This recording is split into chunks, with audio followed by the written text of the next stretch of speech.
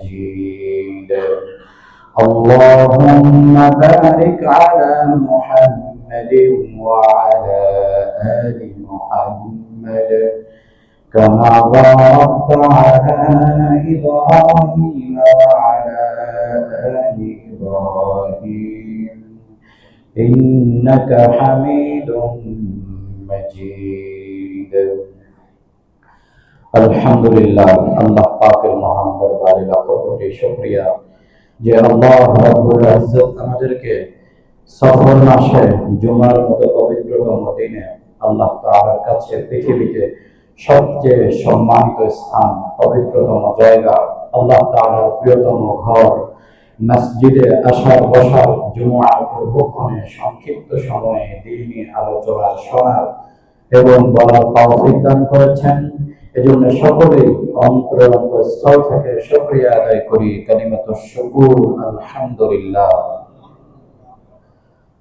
বর্তমান সময়ে মুসলিম জাতির অস্থিরতা এবং অধঃপতনের যতগুলো কারণ রয়েছে, যতগুলো এর পেছনে হেতু রয়েছে, তার মধ্যে অন্যতম বড় কারণ হচ্ছে ইসলামে পরিপূর্ণ প্রবেশ না করা। ইসলামে পরিপূর্ণরূপে প্রবেশ না করার কারণে আজকে মুসলিম জাতির এই অধঃপতন, এই অস্থিরতা, এই পরিস্থিতির শিকার হওয়ার যতগুলো কারণ, তার মধ্যে অন্যতম গুরুত্বপূর্ণ এবং ব্যাপক বড় কারণ হচ্ছে ইসলামে পরিপূর্ণ প্রবেশ না করা। ইসলামের 5টি অংশের মধ্যে ইবাদতের যে বিষয়টি রয়েছে, সে বিষয়ের মধ্যে কিছুটা আমাদের রয়েছে, আমরা কিছুটা প্রবেশ করেছি। আর বাকি যে বিষয়গুলো রয়েছে, ঈমানিয়াত, মুআমালাত, মুআশারাত, আখলাক, এই যে ইসলামের 5টি অংশ, 5টি অংশের মধ্যে শুধুমাত্র ইবাদতের ক্ষেত্রে আমরা প্রবেশ করেছি, তাও বিভিন্ন বিষয়ে আমরা ব্যতিক্রম কিছু ঘটিয়েছি। আর অন্যান্য বিষয়ের ক্ষেত্রে প্রায় প্রবেশই করিনি। এই পরিস্থিতি আমাদের হয়ে রয়েছে।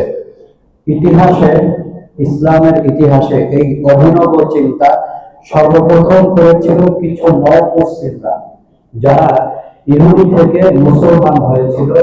তৎকালীন সময়ে রাসূলুল্লাহ সাল্লাল্লাহু আলাইহি ওয়াসাল্লামের সোনালী যুগেই এর সূচনা হয়েছিল। ইহুদিরা ইহুদি থেকে মুসলিম হয়েছে। মুসলমান হওয়ার পরে তাদের কেউ কেউ এই চিন্তা করেছে যে ইহুদি ধর্মে শনিবার দিনকে ইবাদতের দিন হিসেবে গণ্য করা হয় এবং শনিবার দিনকে যথেষ্ট সম্মান মর্যাদার সাথে গ্রহণ করা হয়ে থাকে। আর ইহুদি ধর্মে উটের গোশত ভক্ষণ করা হারাম। অতএব আমরা মুসলমান হওয়ার পরে আমরা শনিবার দিনকে সম্মান প্রদর্শন করব এবং উটের গোশত খাবো না, কারণ ইসলামে তো উটের গোশত ভক্ষণ করাকে ফরজ করে নাই, খেতেই হবে এমন কোনো বিষয় নাই। আর দ্বিতীয় হচ্ছে, শনিবার দিনকে অমর্যাদা করা ইসলামে ফরজ নয়, অসম্মান করা ফরজ নয়। তাহলে ইসলামে তো শনিবারকে অসম্মান করতে বলে নাই, ইসলামে উটের গোশত ভক্ষণকে ফরজ বলে নাই। তাহলে আমরা উটের গোশত ভক্ষণ করব না, শনিবার দিনকেও সম্মান করব। তাহলে ইহুদি ধর্মের বিষয়টিও ঠিক রাখা হবে এবং ইসলাম ধর্মের সাথেও কোনো বিরোধিতা হবে না। এমন এক মাঝামাঝি অবস্থান গ্রহণ করার চেষ্টা করেছিল ইহুদি থেকে সদ্য মুসলিম যে সকল মুসলিম ছিলেন তাদের কেউ কেউ। তো তখন আল্লাহ তাআলা কোরআনুল কারীমের সূরা বাকারার 208 আয়াত নাযিল করে তাদের এই চেতনা, তাদের এই অভিনব চিন্তাকে রহিত করে দিলেন, মানসুখ করে দিলেন। আল্লাহ পাক বলেন, ইয়া আইয়ুহাল্লাযীনা আমানু, হে ঈমানদারগণ, উদখুলু ফিস-সিলমি কাফা, তোমরা পরিপূর্ণরূপে ইসলামে প্রবেশ করো। ওয়ালা তাত্তাবিউ খুতুওয়াতিশ শাইতান, তোমরা শয়তানের পদাঙ্ক অনুসরণ করো না। ইন্নাহু আদুউন মুবিন, জেনে রাখো নিঃসন্দেহে শয়তান তোমাদের জন্য প্রকাশ্য শত্রু। ছিদ্রপথ বন্ধ করে দেওয়া হচ্ছে। এ কারণে আল্লাহ পাক ইহুদি থেকে মুসলমান হওয়া এই নবমুসলিমদের এই সকল কথাবার্তা, তাদের এই চিন্তাকে বন্ধ করার জন্য এই আয়াত নাযিল করে বিষয়টি জানিয়ে দিলেন। তো তাহলে বোঝা গেল তারা ইসলামে পরিপূর্ণ প্রবেশ করতে চাচ্ছে না, ইসলামে পরিপূর্ণ প্রবেশ করতে চাচ্ছে না, কিছু মিক্স করতে চাচ্ছে বিধর্মীদের থেকে, বিজাতিদের থেকে, যেগুলো তাদের পছন্দ হয় সেগুলোকে তারা গ্রহণ করতে চাচ্ছিল। আর সে কারণেই আল্লাহ পাক আয়াত নাযিল করে বিষয়টিকে সম্পূর্ণরূপে বন্ধ করে দিলেন। আল্লাহ তাআলা কোরআনুল কারীমে এটা বলেননি ইফআলু, এটা বলেননি যে তোমরা ইসলামকে পালন করো, এমনটা বলেননি। আল্লাহ তাআলা বলেছেন উদখুলু, তোমরা প্রবেশ করো। তো প্রবেশ করা কাকে বলে? একটা হচ্ছে পড়া, আর একটা হচ্ছে প্রবেশ করা। একটা হচ্ছে দেখা, আর একটা হচ্ছে তার মধ্যে প্রবেশ করা। প্রবেশ করার পরে ভেতরের সকল বিষয় সুস্পষ্ট হয়ে যায়, ভেতর সম্পর্কে পরিপূর্ণ জ্ঞান সৃষ্টি হয়, জানা হয়, এটাকে বলে প্রবেশ করা। আর যদি আপনি প্রবেশ না করেন তাহলে তো আপনি ভেতরের বিষয়গুলো বুঝবেন না, এ সম্পর্কে আপনার অনুভূতি সৃষ্টি হবে না। এই জন্য আল্লাহ পাক বলেন নাই যে তোমরা ইসলাম পালন করো, আল্লাহ পাক বলেছেন তোমরা ইসলামে প্রবেশ করো।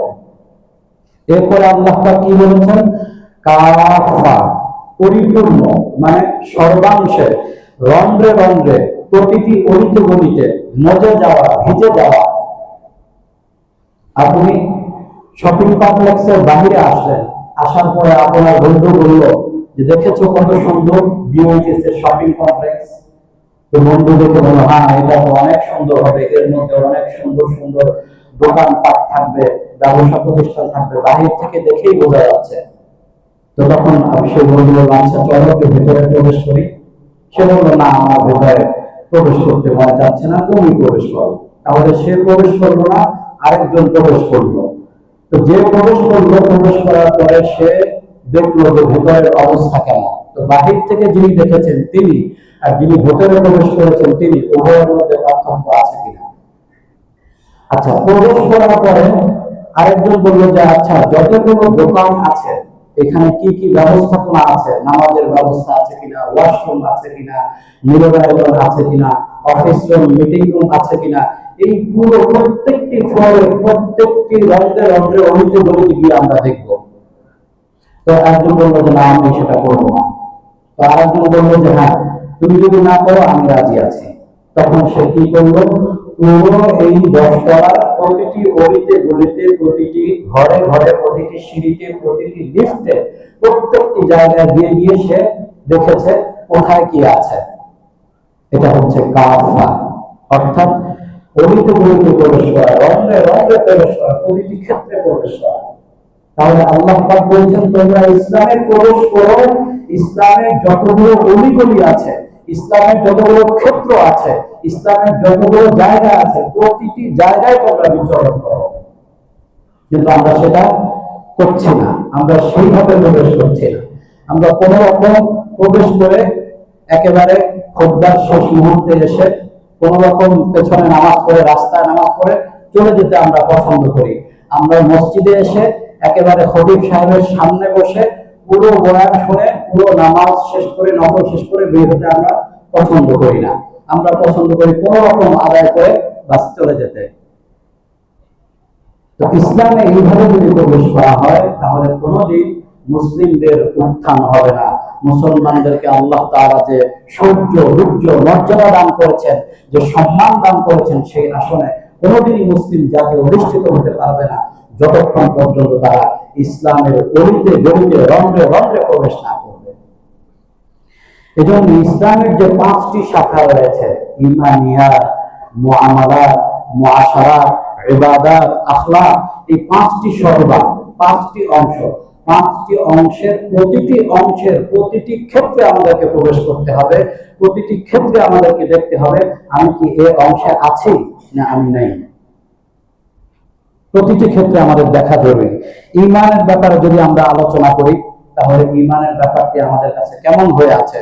আল্লামা ইবনুল কাইয়্যুম রাহিমাহুল্লাহ তাআলা বলেছেন সালাহুল আ'মালি বিসালাহিল কুলুব ওয়া সালাহুল কুলুবি বিসিহহাতিল আকীদা। মানুষের আমল সুন্দর হয় আমল সুন্দর হয় তার অন্তর সহি শুদ্ধ হওয়ার মাধ্যমে। আর মানুষের অন্তর সহি শুদ্ধ হয় তার আকীদা বিশ্বাস সহি শুদ্ধ হওয়ার মাধ্যমে। তো আপনার আকীদা, আপনার ঈমান বিশ্বাস যদি সহি হয়, আপনার অন্তর সুন্দর হবে। অন্তর সুন্দর হলে আমল সুন্দর হবে। এজন্য সর্বপ্রথম বিষয় হচ্ছে আকীদা। আমরা কি আকীদার ক্ষেত্রে পরিপূর্ণ ইসলামে প্রবেশ করেছি? ইসলামের পরিপূর্ণতা আমাদের অর্জন হয়েছে? ঈমান ভঙ্গের কারণগুলো কি কি আমরা কি জানি? কি কি কারণে আমাদের ঈমান ভঙ্গ হয়ে যায়? কোন কোন ছিদ্র থেকে কুফরি আমাদের মধ্যে প্রবেশ করতে পারে? এই বিষয়গুলো কি আমরা চিন্তা করেছি, পড়ালেখা করেছি, কোনোদিন জিজ্ঞেস করেছি? করিনি। ঈমানের আমাদের ঈমান কি শিরক মুক্ত কিনা সেটা কি আমরা যাচাই করেছি? আমাদের ঈমানটা যে আমরা যে ঈমান নিয়ে আছি এটা কি শিরক মুক্ত নাকি শিরক যুক্ত, এর মধ্যে শিরকের কোনো মিশ্রণ আছে কিনা যাচাই করেছি? যাচাই করা উচিত ছিল। বিজাতি বিধর্মীদের কোনো আকীদাগত বিষয়কে আমরা গ্রহণ করছি নাকি গ্রহণ করছি না? বিধর্মীদের আকীদা, বিধর্মীদের কোন ধরনের মতবাদ, স্লোগান, রিজন, চেতনা, এগুলো কি আমরা গ্রহণ করছি নাকি গ্রহণ করছি না? যদি গ্রহণ করে থাকি তাহলে আমরা আমাদের ঈমানের সাথে মিক্স করে ফেলেছি। আর যদি গ্রহণ না করে থাকি তাহলে ঈমানের ক্ষেত্রে পরিপূর্ণ প্রবেশ করেছি। তো প্রবেশ করার মধ্যে আমাকে দেখতে হবে আমার ঈমান কি শিরক মুক্ত কিনা, বিজাতি বিধর্মীদের আকীদাগত কোনো বিষয় থেকে আমার অন্তর, আমার ঈমান মুক্ত কিনা, তাদের কোনো রিজন, তাদের কোনো মতবাদ, তাদের কোনো স্লোগান, তাদের কোনো চেতনা, এগুলি আমার ঈমানের সাথে মিশ্রণ আছে কিনা। ঈমানের অপরিহার্য যে দাবিগুলো আছে, ঈমানের চাহিদা, ঈমানের চাহিদা, আপনার আমার কাছে ঈমান কি চায়, চাওয়া পাওয়া কি, এটাও একটা গুরুত্বপূর্ণ পাঠ। এই পাঠটা কি আমরা করেছি? ঈমানের দাবি কি, ঈমান আমার কাছে কি চায়? রাসূলুল্লাহ সাল্লাল্লাহু আলাইহি ওয়াসাল্লাম জাহিলিয়াতের যত মতবাদ ছিল, যত রিজন ছিল, যত চিন্তা চেতনা ছিল, সবকিছু থেকে সাহাবায়ে কেরামকে মুক্ত করেছেন। তাদেরকে বলেছেন তুমি যেটা করছো এটা হচ্ছে জাহিলিয়াতের সময়ের কথা, এটা জাহিলি যুগের বিষয়, এটা থেকে মুক্ত হয়ে যাও। একটি একটি একটি করে ধরে ধরে রাসূলুল্লাহ সাল্লাল্লাহু আলাইহি ওয়াসাল্লাম সাহাবায়ে কেরামের ঈমানকে, আকীদাকে পরিপূর্ণ জাহিলিয়াতের আকীদা থেকে মুক্ত করেছেন। আমরা কি করেছি যে আমরা বিজাতিদের বিধর্মীদের আকীদা থেকে, তাদের জাহিলিয়াত থেকে আমাদেরকে মুক্ত করতে, আমাদের ঈমানকে মুক্ত করতে? নিজেকে নিজে আমরা প্রশ্ন করি, নিজেকে নিজে জিজ্ঞেস করি। দ্বিতীয় বিষয়, ইবাদতের ক্ষেত্রে যদি আসি, ইবাদতে আমরা প্রবেশ করেছি কিন্তু অনেক ক্ষেত্রেই আমরা প্রবেশ করতে পারিনি। আলহামদুলিল্লাহ ইবাদতে আমরা প্রবেশ করেছি, এটা বলতে পারি। ইবাদত করছি, রোজা, নামাজ, হজ, যাকাত, জিকির, তিলাওয়াত করছি আলহামদুলিল্লাহ, কিন্তু এগুলো পরিপূর্ণরূপে হচ্ছে কিনা, অর্থাৎ নামাজের খুশু, কবুল, রোজার ক্ষেত্রে যে সকল হকগুলো রয়েছে, হজের যে হকগুলো রয়েছে, যাকাতের যে হক রয়েছে, তিলাওয়াতের হক রয়েছে, জিকিরের হক রয়েছে, প্রত্যেকটির হক আদায় করে পরিপূর্ণরূপে করতে পারছি না। ইবাদত তো করছি কিন্তু ইবাদতের পরিপূর্ণতা যেটাকে বলা হয়ে থাকে কোনটা সেভাবে আমরা করতে পারছি না। সুন্নাহ সম্মত পদ্ধতিতে ইবাদত করছি নাকি মন গড়া পদ্ধতিতে ইবাদত করছি? আমাদের ইবাদতগুলোর মধ্যে কি কোনটা এমন আছে যেটা আমরা মন গড়া করছি, নিজেদের থেকে বানানো এমন কোন ইবাদত, এমন কোন পদ্ধতিতে আমরা ইবাদত করছি? আবার ইবাদত নয় এমন অনেক বিষয়কে কি আমরা ইবাদত হিসেবে চালিয়ে দিচ্ছি? এমনটা কোথাও হচ্ছে? ইবাদত নয় কিন্তু সেটাকে আমরা ইবাদত মনে করছি, এটাকে বলা হয় বিদআত। ইবাদত মনে করে ইবাদত নয়। রাসূল সাল্লাল্লাহু আলাইহি ওয়াসাল্লাম সাহাবায়ে কেরামের জীবনীতে পাওয়া যায় না, পরবর্তীতে নব আবিষ্কৃত সৃষ্টি হয়েছে এবং সেটাকে ইবাদত হিসেবে চালানো হচ্ছে। আসছে রবিউল আউয়াল মাস, তো তখন দেখা যাবে নব আবিষ্কৃত কত ধরনের ইবাদত আমাদের সমাজে চলমান রয়েছে। তো এই যে যেগুলো আমাদের ইবাদতের মধ্যে নেই কিন্তু আমরা ইবাদত হিসেবে চালিয়ে দিচ্ছি, এমনটা কোথাও হচ্ছে কিনা? যদি হয়ে থাকে তাহলে ইবাদতের মধ্যে আমরা ইসলামে পরিপূর্ণ প্রবেশ করতে পারিনি। সেইগুলো থেকে আমাদের ইবাদতকে মুক্ত করতে হবে এবং ইবাদতের প্রত্যেকটির যে চাহিদা রয়েছে, দাবি রয়েছে, ইবাদতের হক রয়েছে, সর্বোচ্চ পর্যায়ে সে হক আদায় করলে ইবাদতের মধ্যে পরিপূর্ণ প্রবেশ করা হবে। তৃতীয় নম্বর বিষয় যদি আমরা আসি, মুআমালাতের ক্ষেত্রে, লেনদেন, অর্থনীতির ক্ষেত্রে যদি আমরা আসি, আমাদের মুআমালাত, আমাদের লেনদেন, আমাদের অর্থ ব্যবস্থা, এটা কি ইসলামী অর্থ ব্যবস্থা নাকি অনিসলামিক অর্থ ব্যবস্থা? এই লেনদেনের ক্ষেত্রে, মুআমালাতের ক্ষেত্রে আমরা কি ইসলামে প্রবেশ করেছি নাকি করি নাই? একটু চিন্তা করি। আমরা কি ইসলামী অর্থনীতি পালন করছি, লালন করছি, নাকি পুঁজিবাদী অর্থনীতি লালন করছি, সমাজতান্ত্রিক অর্থনীতি লালন করছি, মিশ্র অর্থনীতি লালন করছি? কোন অর্থনীতি আমরা লালন করছি? প্রতিষ্ঠিত করেছি কোন অর্থনীতিকে? যে অর্থনীতির প্রধান অন্যতম চালিকা শক্তি হচ্ছে সুদ, আর যে সুদের ব্যাপারে আল্লাহ তাআলা কুরআন কারীমে বলেছেন, ফাইন লাম তাফআলু ফাযনু বিহারবিন মিনাল্লাহি ওয়া রাসূলিহি, যদি এই সুদকে তোমরা বর্জন না করো তাহলে তোমরা আল্লাহ এবং আল্লাহর রাসূলের সাথে যুদ্ধের ঘোষণা দিয়ে দাও। নাউযুবিল্লাহি মিন যালিক। আল্লাহ এবং আল্লাহর রাসূলের সাথে যুদ্ধের ঘোষণা দাও যে তোমরা যুদ্ধ করবে। তাহলে কি আমরা আল্লাহ এবং আল্লাহর রাসূলের সাথে যুদ্ধ করতে চাই? কল্পনা করা যায়? নাউযুবিল্লাহি মিন যালিক। কোন মুসলিম কখনো এটা কল্পনাই করতে পারে না যে আল্লাহ এবং আল্লাহর রাসূলের সাথে সে যুদ্ধ অবতীর্ণ হবে। আল্লাহ পাক আমাদেরকে হেফাজত করেন। তাহলে যে অর্থনীতির অন্যতম বড় চালিকা শক্তি হচ্ছে সুদ, সে অর্থনীতির সাথে ওতপ্রোতভাবে আমরা জড়িত হয়ে আছি। কিছু ক্ষেত্রে অপারগতা রয়েছে, সেই সকল অপারগতা মাগফুর আল্লাহ তাআলা হয়তোবা তওবা করলে, ঘৃণার সাথে যদি আমরা চলি, আল্লাহ তাআলার কাছে তওবা ইস্তেগফার করতে থাকি, আল্লাহ তাআলা আমাদেরকে ক্ষমা করে দিবেন। যে সকল ক্ষেত্রে অপারগতা রয়েছে, কিন্তু যে ক্ষেত্রে অপারগতা নেই, এখতিয়ার মুক্ত বিষয় যেগুলো আমার আপনার এখতিয়ারে রয়েছে, ইচ্ছে করলেই সেই সকল লেনদেনের অপরাধগুলো থেকে আমরা মুক্ত থাকতে পারি। কিন্তু সেক্ষেত্রেও কি আমরা মুক্ত আছি? এমন বহু বিষয় আছে যে বিষয়গুলোর ক্ষেত্রে আমরা লেনদেনের মধ্যে অনিসলামিক কার্যক্রম চালিয়ে যাচ্ছি। না এর সাথে রাষ্ট্রীয় কোনো পেশাব রয়েছে, না সামাজিক কোনো ধরনের চাপ আমাদের উপর রয়েছে। আমি ব্যক্তিগতভাবে এই ধরনের অপরাধ করে যাচ্ছি মুআমালাতের ক্ষেত্রে। যেমন হালাল খাদ্য গ্রহণ করা অন্যতম একটি ফরজ বিধান, কিন্তু আমরা অনেকে হালাল খাদ্য গ্রহণ করি না। কুলু মিনাত তাইয়্যিবাত, সূরা মুমিনুনের 51তম আয়াতে আল্লাহ পাক বলেছেন, তোমরা হালাল খাদ্য গ্রহণ করো। ওয়া ইউহাররিমু আলাইহিমুল খাবাইস, সমস্ত খাবিসাতকে তোমাদের উপর হারাম করা হয়েছে। অথচ আমরা হারাম খাদ্য গ্রহণ করি, আমরা হালাল খাদ্য গ্রহণ করি না। অনেক ক্ষেত্রেই এমন হয়ে থাকে। আমরা বিভিন্ন জায়গায় খেতে যাই, সেখানে সি ফুড থাকে। কোন সি ফুড আপনার জন্য হালাল, কোনটা হালাল নয় কোনো খবর নাই, বাস খেয়ে যাচ্ছে। বহু বিশ্বে আমরা ভ্রমণ করি, ইউরোপের বিভিন্ন দেশে আমরা যাই, সেখানে বিভিন্ন ধরনের খাদ্য পরিবেশন করা হয়ে থাকে। কোনটা হালাল কোনটা হারাম সেটা বিবেচনা না করে আমরা সামাজিকতা রক্ষার্থে ভক্ষণ করে যাচ্ছি। ঘুষকে হাদিয়া, বকশিসের নামে বৈধতা দিচ্ছি। ঘুষকে হাদিয়া এবং বকশিসের নামে বৈধতা দিচ্ছেন। অথচ রাসূলুল্লাহ সাল্লাল্লাহু আলাইহি ওয়াসাল্লাম বলে গিয়েছেন, লাআনা রাসূলুল্লাহ সাল্লাল্লাহু আলাইহি ওয়াসাল্লাম আর-রাশি ওয়াল মুরতাশি। তিরমিজি শরীফের 1337তম হাদিস। রাসূলুল্লাহ সাল্লাল্লাহু আলাইহি ওয়াসাল্লাম ঘুষ দাতা এবং ঘুষ গ্রহীতাকে লানত করেছেন, অভিশাপ দিয়েছেন। আর-রাশি ওয়াল মুরতাশি কিলাহুমা ফিন-নার, ঘুষ দাতা এবং ঘুষ গ্রহীতা উভয়ে জাহান্নামে যাবে। তাহলে ঘুষকে আমরা ভিন্ন নাম দিয়ে ভিন্ন মোড়কে গ্রহণ করছি এবং এটাকে বৈধ মনে করে নিচ্ছি। এখানে তো আপনাকে কেউ বাধা দিচ্ছে না, আপনি তো এখানে এটা না গ্রহণ করেও থাকতে পারেন। হালাল খাদ্যের ক্ষেত্রে তো আপনাকে কেউ বাধা দিচ্ছে না। প্রতারণাকে ব্যবসা মনে করছেন, প্রতারণাকে ব্যবসা মনে করছেন। আমি আজকে ব্যবসা করবো না, ব্যবসা করে আজকে কিছু ব্যবসা করছি।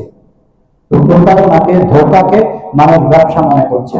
অথচ রাসূলুল্লাহ সাল্লাল্লাহু আলাইহি ওয়াসাল্লাম বলেছেন, মান গাশশা ফালাইসা মিন্না, মুসলিম শরীফের হাদিস। যে ব্যক্তি আমাদেরকে ধোঁকা দিবে সে আমাদের মিল্লাতের অন্তর্ভুক্ত নয়, সে আমার উম্মতের অন্তর্ভুক্ত নয়। ধোঁকাবাজকে আমরা কখনো গ্রহণ করি না। বাজারে গিয়েছেন, কাপড় বিক্রি করছে, বিভিন্ন ধরনের পণ্য বিক্রি করছে, মিথ্যা কথা বলছে, চায়না থেকে ইম্পোর্ট করা, অথচ সেটা আমাদের দেশেই হয়তো বা কোনো জেলায় বা কোনো সাইডে কোথাও সেটা তৈরি হয়েছে, সেটাকে বিদেশে বলে চালিয়ে দেওয়া হচ্ছে। বাজার থেকে ফল ফলাদি শাকসবজি নিয়ে আসলেন, বাসায় এসে দেখেন পুরো ফলের মধ্যে পোকায় ভরা, অথচ এটাকে অত্যন্ত মূল্যবান করে চালিয়ে দেওয়া হলো, পচে রয়েছে, পচা খাদ্য আপনাকে দিয়ে দিল। অর্থাৎ মানুষ ঠকানো, মানুষকে ধোকা দেওয়াকে কোন ধরনের অপরাধী মানুষ আজকে মনে করছে না, বরং এটাকে ব্যবসা মনে করছে, লাভবান হওয়া মনে করছে। পণ্যে ভেজাল দেওয়া কত বড় অপরাধ! বিএসটিআই থেকে ল্যাব টেস্টেড, এইভাবেও তো যে সকল পণ্যগুলো আমাদের সমাজে আছে বিএসটিআই ল্যাব টেস্টেড, সেগুলোর মধ্যেও ভেজাল দিচ্ছেন, সেগুলোর মধ্যেও প্রতারণা করছে, ধোকা দিচ্ছে। সবচেয়ে বড় কঠিন বিষয় হচ্ছে খাদ্যের ক্ষেত্রে আজকে আমাদের শিশু খাদ্য, যেটা অত্যন্ত সংবেদনশীল, এমন শিশু খাদ্যকেও আজকে ধ্বংস করা হয়েছে। কোমলমতি শিশুদেরকে আজকে আমরা চিপস, চকলেট, বিভিন্ন ধরনের খাদ্যের নামে, জুসের নামে কি খাওয়াচ্ছি? এর মধ্যে কি আছে? এগুলো কারা করছে? আমাদের মতো মুসলমানরাই করছে, যারা নামাজ পড়ছে, এমনকি তাহাজ্জুদ করছে, মসজিদের প্রথম কাতারে এসে বসে, আলেম ওলামাকে সম্মান করে, মর্যাদা করে, অথচ মানুষের সাথে এই ধরনের প্রতারণা করে যাচ্ছে এবং সেটাকে সে ব্যবসা মনে করছে, এটাকে হালাল মনে করছে, অথচ সম্পূর্ণরূপে হারাম। সে মুআমালাতের ক্ষেত্রে ইসলামে প্রবেশ করতে পারে নাই, ওজনে কম দিচ্ছে। প্যাকেটজাত পণ্য আমরা সুপার শপ থেকে ক্রয় করে নিয়ে আসি, সেখানে লেখা রয়েছে 1000 গ্রাম, বাসায় আনার পরে আপনি মেপে দেখেন 900 গ্রাম। ডিজিটাল মাপক যন্ত্রে ডিজিটাল চুরি হচ্ছে, যে সকল মাপক যন্ত্রগুলো রয়েছে সেগুলোর মধ্যে এমন ভাবে সিস্টেম করা হচ্ছে, ডিজিটাল চুরি করা হচ্ছে। তরল যে সকল মাপক পাত্রগুলো রয়েছে, দুধের পাত্র, তেলের পাত্র, এগুলোতে কম করে এমন ভাবে সেটাকে তৈরি করা হচ্ছে যে কোনোটা 1 লিটার, কোনোটা আধা লিটার, এভাবে তৈরি করা, কিন্তু বাস্তবে দেখা যায় তার চেয়ে কম। মানুষ খবর রাখে না, মানুষ দেখে না যে আসলে কি তাকে সঠিক অর্থে ওজন করে দেওয়া হয়েছে নাকি এখানে কম দেওয়া হচ্ছে। এভাবে ওজনে কম দেওয়া হচ্ছে। ওয়াইলুল লিল মুতাফফিফিন আল্লাযীনা ইযা তালু আলান নাস ইস্তাওফুন। আল্লাহ তাআলা বলেন, ওজনে কম যারা দিবে তাদের জন্য বড় দুর্ভোগ রয়েছে, যারা গ্রহণ করার সময় অত্যন্ত সঠিকভাবে গ্রহণ করে মাপে একেবারে সঠিকভাবে গ্রহণ করে, কিন্তু অন্যকে যখন মেপে দেয় তখন কম করে দেয়, এদের জন্য বড় দুর্ভোগ রয়েছে। তাহলে যদি কেউ হক হালালের সাথে, আল্লাহকে ভয় করে আমানতদারিতার সাথে ব্যবসা করে, তাহলে তার ক্ষেত্রে কি হবে সেটাও রাসূল সাল্লাল্লাহু আলাইহি ওয়াসাল্লাম বলে দিয়েছেন।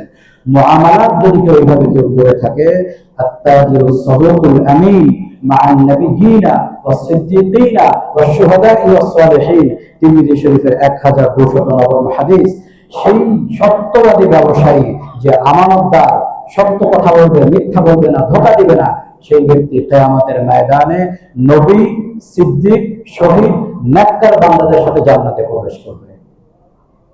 তাহলে আপনার মুআমালাত আপনাকে জান্নাতে প্রবেশ করাবে, ইসলামে পরিপূর্ণরূপে প্রবেশ করতে হবে। চতুর্থ নম্বর হচ্ছে মুআশারাত, আচার আচরণ, সভ্যতা, ভদ্রতা, আদর, শিষ্টাচারিতা, বিহেভিয়ার।